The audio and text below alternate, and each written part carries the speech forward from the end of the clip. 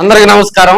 Political పార్టీలు YCP కానీ Telugu Desam party కానీ పొలిటికల్ పార్టీలను ఉద్దేశించి చేసినటువంటి వీడియో కాదు. ప్రత్యేకంగా ప్రకాశం జిల్లాలో జరుగుతున్నటువంటి రాజకీయ సమీకరణాల గురించి మాత్రమే విశ్లేషణ. ఇక్కడ ఒంగోలు వైసీపీని కానీ తెలుగుదేశం పార్టీని కానీ పక్కన ఉన్నటువంటి వారిని ఉద్దేశించి మాత్రం చేసింది కాదు. మనసు ఆహ్లాదకరంగా ఉన్నప్పుడు మాత్రమే ఈ వీడియో చూడండి, హత్తుకుంటుంది. ప్రస్తుతం ఆంధ్రప్రదేశ్ రాష్ట్ర రాజకీయాల్లో కూడా ఎస్ బాస్ గాళ్ళు ఎక్కువయ్యారు.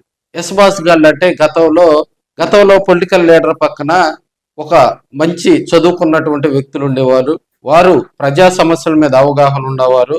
అదేవిధంగా ఎక్కడైతే పేపర్లో కానీ లేకపోతే ఒక ఛానల్లో కానీ ఒక లీడర్ గురించి ఏమైనా వార్తలు కనుక వస్తే దాని గురించి వారు చదువుకున్న వారు, గతంలో పనిచేసినటువంటి వ్యక్తులందరూ కూడా దాని గురించి ఏ విధంగా ప్రజలకు అవేర్నెస్ తీసుకురావాలి, అక్కడ ఉన్నటువంటి లీడర్ ఏ విధంగా మాట్లాడితే అది దానికి మరి కౌంటర్ ఇవ్వచ్చు అనేది కూడా గతంలో ఉన్నటువంటి పనిచేసినటువంటి వ్యక్తులు చాలా హుందాగా వ్యవహరించేవాళ్ళు. ప్రజాప్రతినిధులు కూడా ఒక పొలిటికల్ లీడర్ అంటే తనకున్నటువంటి ఒత్తిడిల దృష్ట్యా, ఎందుకంటే నిద్ర లేచిన దగ్గర నుంచి కూడా మళ్ళీ నిద్రపోయేంత వరకు ఈ బిజీ షెడ్యూల్లో ఒక పొలిటికల్ లీడర్ అంటే పక్కన ఉన్నటువంటి వారి మీద ఆధారపడాల్సి ఉంది. ఎందుకంటే ఇప్పుడు ఉన్నటువంటి వర్క్ లోడు, అదేవిధంగా ఈ రాజకీయాల ఒత్తిడిలో ఖచ్చితంగా కూడా ఆ లీడర్ అనే వ్యక్తి పక్కన చెప్పేటువంటి వ్యక్తుల మాట ఖచ్చితంగా వినాల్సి ఉంది. సో అది వాళ్ళు ఏ రూపంలో చెప్తున్నారు, వాస్తవమా అది అవాస్తవం అనేది కూడా గ్రహించుకోవాలని కొంతమంది రాజకీయ విశ్లేషకులు అయితే చెప్తున్నటువంటి సందర్భం. ఈ మధ్యకాలంలో పొలిటికల్ లీడర్లు పక్కన తిరిగే వాళ్ళు ఒకడు ఒక పీడిఎఫ్ పేపర్ పెట్టుకుంటాడు, ఒకడేమో ఒక యూట్యూబ్ ఛానల్ పెట్టుకుంటారు. ఆ పీడిఎఫ్ పేపర్ అతను తప్పితే ఇంకొకరు చూడరు. ఆ యూట్యూబ్ ఛానల్ ఒకసారి మీరు కనుక ఓపెన్ చేస్తే లాస్ట్ 20 వీడియోలు చూడండి, ఎన్ని వ్యూస్ ఉన్నాయో, సబ్స్క్రైబ్స్ ఎన్ని ఉన్నాయో చూడండి. అంటే పార్టీ వాళ్ళు ఆ యూట్యూబ్ ఛానల్ని చూడరు, ఆ లీడర్ కూడా ఆ యూట్యూబ్ ఛానల్ని చూడరు. వీళ్ళు చేసే పని ఏంటంటే పక్కనోడి మీద సాడీలు చెప్పడం. ఆ లీడర్ని డైవర్ట్ చేయబోకండి. అందుట్లో అధికార పార్టీ నేతను ఉద్దేశించి కూడా ఎవడు కూడా సాహసం చేయరు. సో ఆ పొలిటికల్ లీడర్ గ్రహించాలి. ఆ వార్తని 1-2 సార్లు కనుక చూస్తే వాస్తవానికి దగ్గరగా వెళ్ళినట్టే ఉంటది కానీ సో దాన్ని అర్థం చేసుకోవాలా. దాన్ని ఒక ఉల్లాసమైనటువంటి ఆహ్లాదకరమైనటువంటి వాతావరణంలో చూస్తేనే దాంట్లో వాస్తవం ఎంత ఉంది అనేది కనిపిస్తుంది.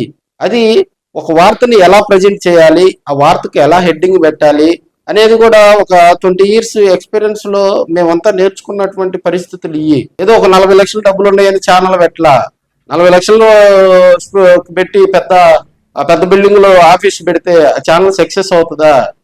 యూట్యూబ్ ఏం చెప్తుంది, ఒక కంటెంట్ క్రియేట్ చేయమంటుంది ఓన్గా. నేను ఫస్ట్ నుంచి కూడా చెప్పేది అందుకే, ఒక జర్నలిజంలో ఉన్నటువంటి వ్యక్తులు 10 మంది ఉండని, 20 మంది ఉండని, 30 మంది ఉండని, అందరూ బతకాలి, అందరిలో మనం ఉండాలి. నాకున్న పరిచయాలకు, నాకు తెలిసినటువంటి ఈ రాజకీయాల్లో నాకు తెలిసినటువంటి కొన్ని ప్రజలకు తెలియని కూడా కొంత సమాచారం, మరి గోప్యంగా ఉన్న సమాచారం కూడా మనకు తెలుసు.